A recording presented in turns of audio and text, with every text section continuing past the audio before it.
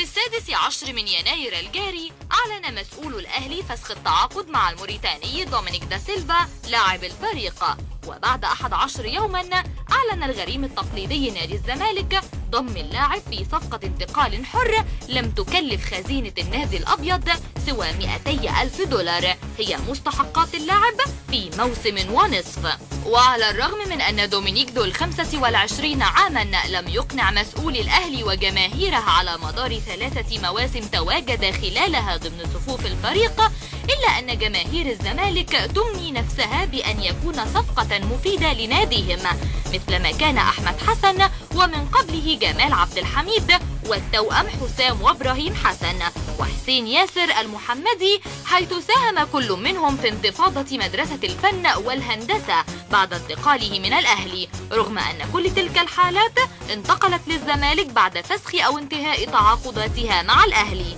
وبنفس القدر الذي تمني به الجماهير البيضاء نفسها أن تشهد المباريات المقبلة تألق دومينيك، فإنها تخشى من أن يكون انتقاله تكرارا للاعبين تركوا القلعة الحمراء مجبرين وفشلوا أن يتركوا بصمة مع الفانيلة البيضاء، ومنهم إبراهيم سعيد وحسن مصطفى وعصام الحضري وشريف أشرف، وهو ما جعل الجماهير تتناسى هؤلاء اللاعبين.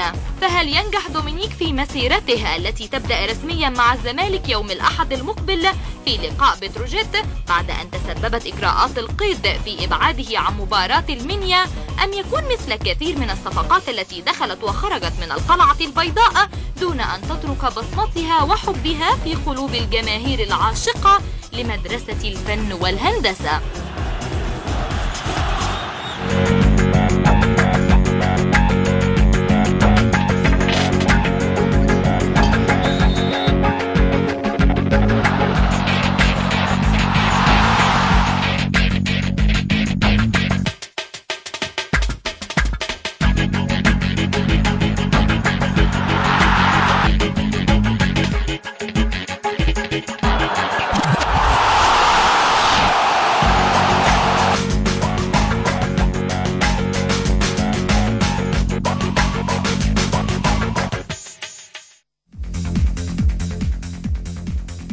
بسم الله الرحمن الرحيم. ورجعنا لكم تاني، وكما ذكرت قبل الفاصل هيكون معايا نجم نادي الزمالك الجديد والاهلي السابق دومينيك دا سيلفا. مساء الخير يا دومينيك.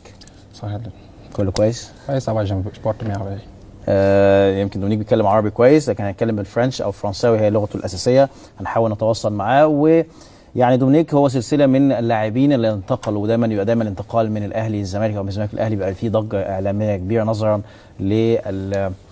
الفريقين كبيرين وقطبين الكره المصريه في اي حته في العالم، بيروح برشلونه، ريال مدريد، تشيلسي، ارسنال، او دايما بيبقى فيه منافسه، ودايما الناس تترقب اللاعب الجديد في النادي الجديد، وهو دومينيك حاليا مع نادي الزمالك، وانتداب مهم بالنسبه لجماهير نادي الزمالك جدا جدا.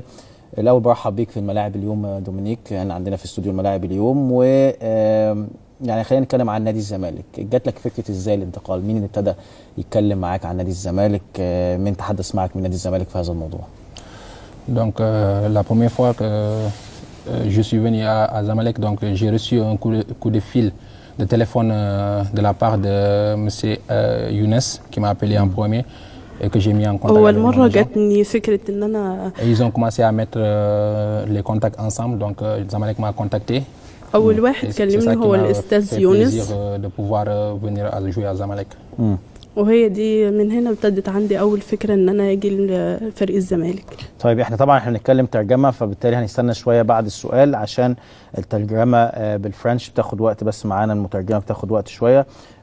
يمكن زي ايمن يونس هو اول ما كلم دومينيك عن الانتقال لنادي الزمالك، كان شعورك ايه؟ يعني واتس اباوت يور فيلينج لما عرفت موضوع نادي الزمالك؟ كنت حابب هذا الموضوع ولا كنت خايف ان نفس المنطقه في نفس البلد المنافس التقليدي؟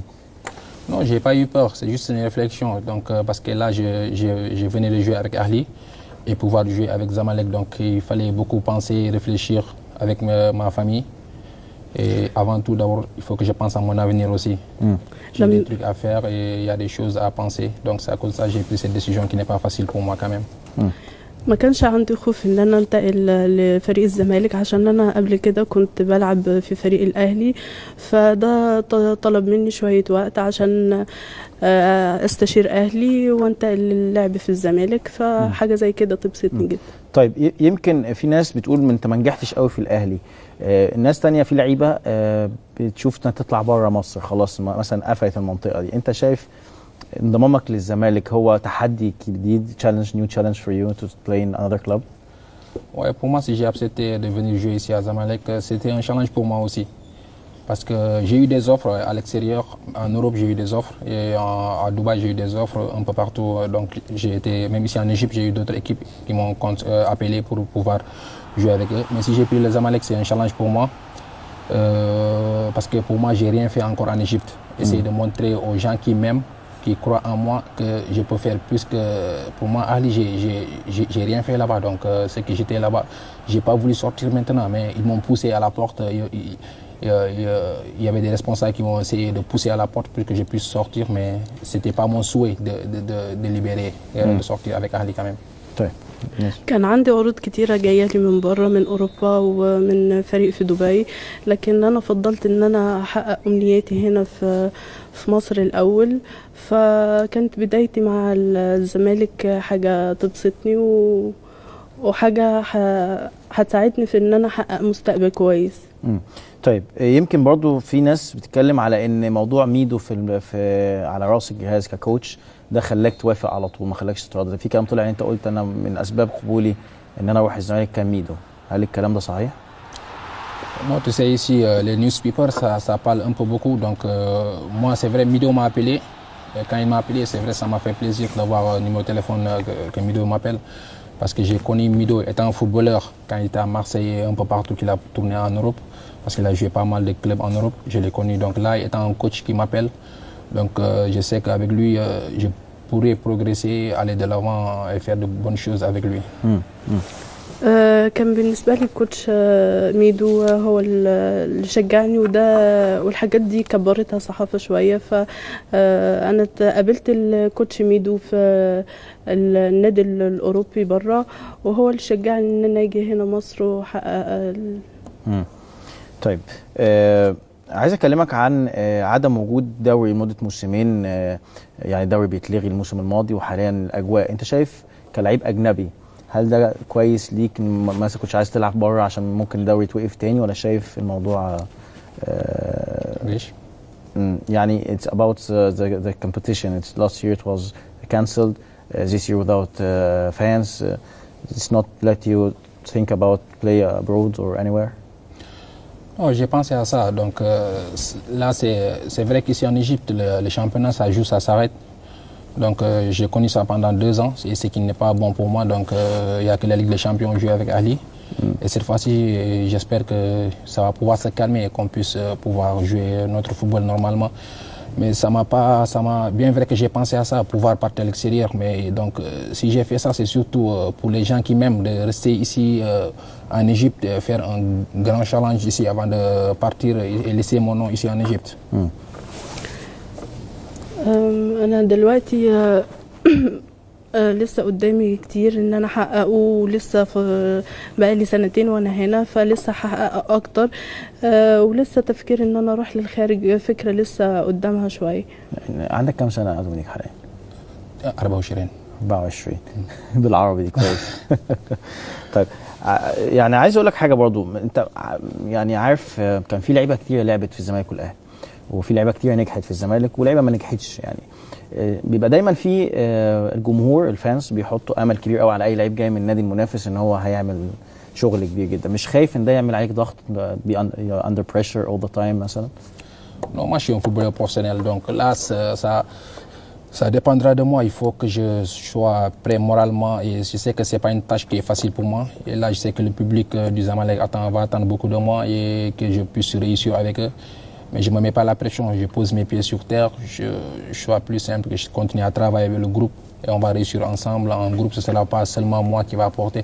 Bien vrai que je viens pour apporter un plus à Zamalek, mais on travaillera ensemble avec le capitaine Mido et avec le staff technique et tout pour aller de là-bas, Inch'Allah.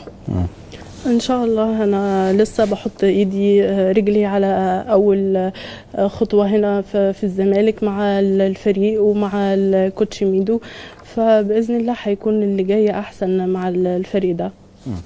طيب كلمني اول يوم رحت النادي، فيرست داي بين الزمالك، الاجواء داخل النادي، اللعيبه استقبلتك ازاي، احساسك ايه مع اللاعبين؟ انت دايما كنت منافس always in the other team. كان ايه احساسك بالاتموسفير عامل ازاي جوه اوضه اللبس في نادي الزمالك معاك؟ Non, l'atmosphère, c'était quelque chose de bien pour moi par rapport, même ça m'a rappelé au début quand je suis venu ici en 2010, quand je suis arrivé à Ahli, comment les joueurs m'ont accueilli. C'est pareil, avec Zamalek, j'ai été bien accueilli aussi. Là, comment dirais-je, j'ai trouvé des bons gens qui m'ont bien accueilli, donc franchement, je voyais du plaisir à voir leur visage, je voyais que ça leur faisait plaisir que je fais partie de leur groupe, et ça m'a touché, ça m'a fait vraiment plaisir. ده أثر كنت مبسوط جدا وأنا رايح للزمالك، خصوصا لما شفت علامات الفرحة في الفريق، فحاجة زي كده خلتني مستريح نفسيا وادتني معنويات كبيرة عشان أكمل معاهم. طيب ده يمكن عندنا أول ده فاصل، بس ناخد فاصل إعلاني ونرجع نكمل كلامنا مع نجم الزمالك الجديد دومينيك دا سيلفا، وأمل كبير على دومينيك الفترة القادمة مع نادي الزمالك. نطلع فاصل ونرجع نكمل كلامنا.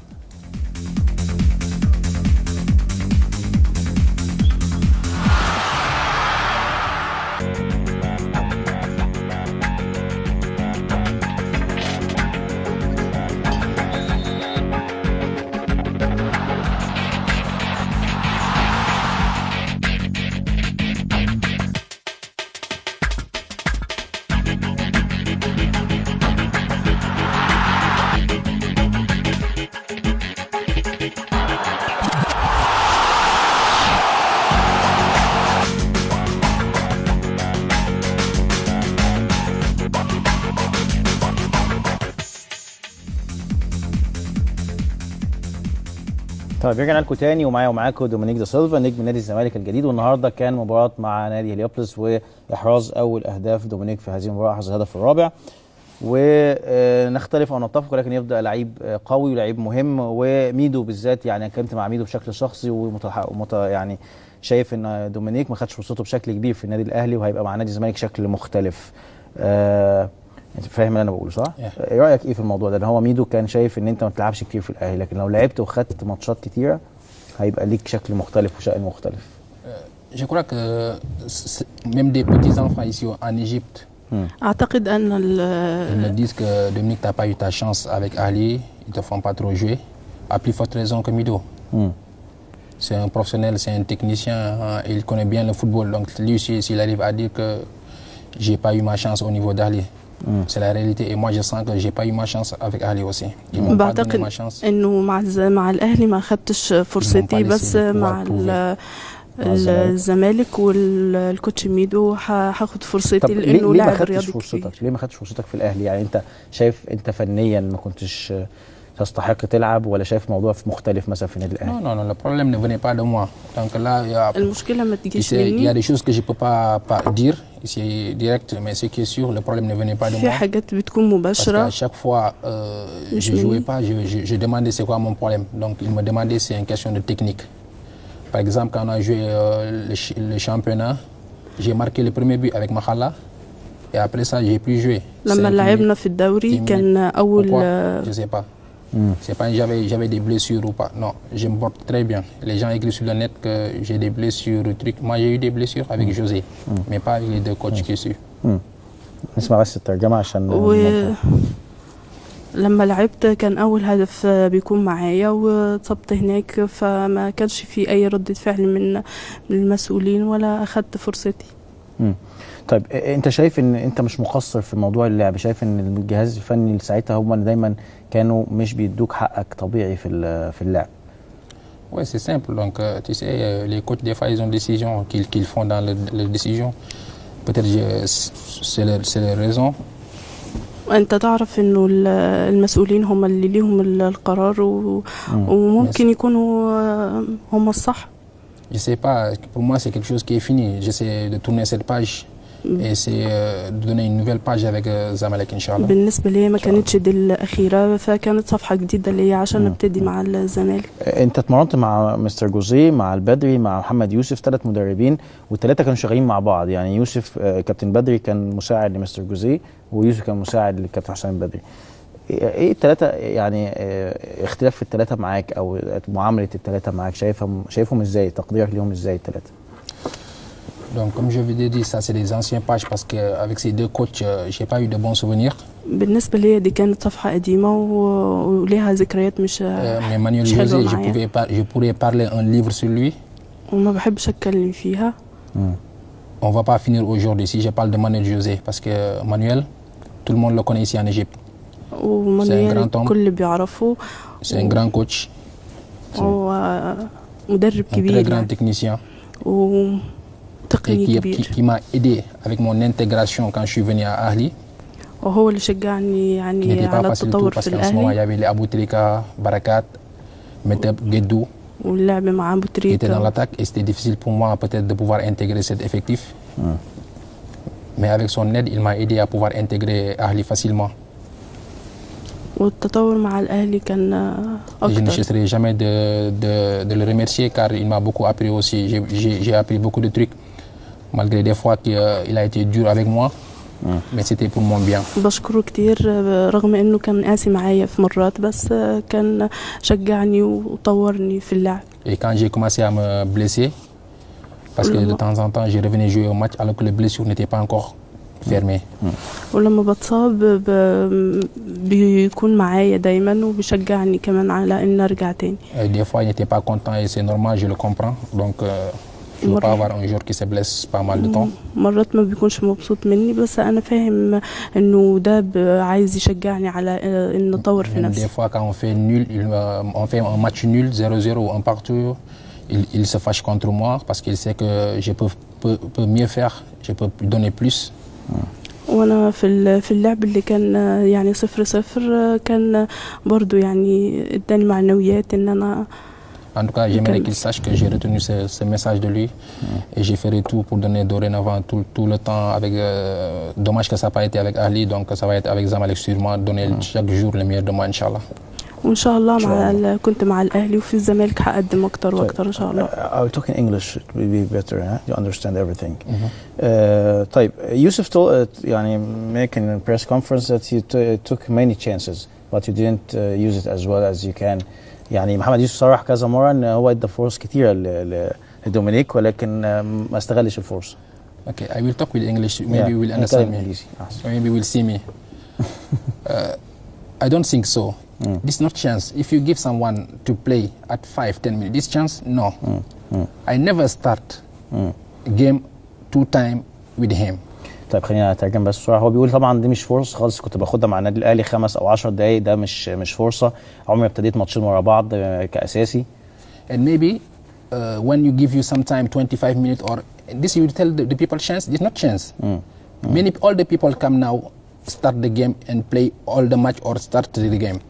This I will talk, this you give me chance. But I never start the game 3 times with Ahli after Jose leave. This is not chance. Only Jose who will let you play. When Jose here, I'm playing. Jose have the capacity to make me inside and Abou Trika stay in the bank. Only Jose do this. Why the people does not do this? طيب هو بيتكلم ان هو عمره ما خد الفرصه مع حد غير مستر جوزيه. مستر مانويل كان ساعات بيلعبه هو ويقعد ابو تريكه على البنش، ولكن ما حصلش بعد مستر مانويل ان دومينيك لعب 3 مباريات على التوالي، ودايما كان بيلاقي صعوبه انه يلعب 20 أو 15 دقيقه مع يوسف او مع كابتن محمد يوسف طبعا وكابتن حسام البدري. طب what do you think why they do that with you؟ يعني if you are a good player they will let you play. لو انت لعيب كويس هيخلوك تلعب يعني. No, this me, I'm not make my mind. I'm a small player. You know, Ahli not only me. You have a young player in Ahli. Many people is good, very good player. Yeah. But maybe you do not have the chance to see him. Ahmed Shukri. Like Amr Gamal today. Ahmed Shukri, Amar Gamal, Manga, and I will talk many people. And Shiab, many people. This is good player. She did all. When sometime we will give him the chance maybe to play 1-2 match. After you will finish, do not give him. You see him again. Where is Shukri? Shukri, when does the league start? He make everything good. After this, you not give the chance again. This, you know, now, for me, if you come to talk with Wael Ngoma, what you will learn to Wael Ngoma? Wael Ngoma know all. You don't want to speak with Wael Ngoma. خلينا عشان كان ماستر ترانسليت. هو بيتكلم على ان الاهلي في الناشئين بالذات في لعيبه كتير صغيرين ما بياخدوش فرصه زي شكري. عمرو جمال ابتدى ياخد فرصه، لكن مثلا واحد زي شكري كان ابتدى كويس وبعدين دلوقتي ما حدش عارف شكري فين. وائل جمعه يعني مش مستني حد يقول له كلام، هو عارف هو بيعمل ايه. If you talk, you must talk with these children, these people, to know something. Maybe you will come today to see Shukri is angry or not make something. Come to talk with him.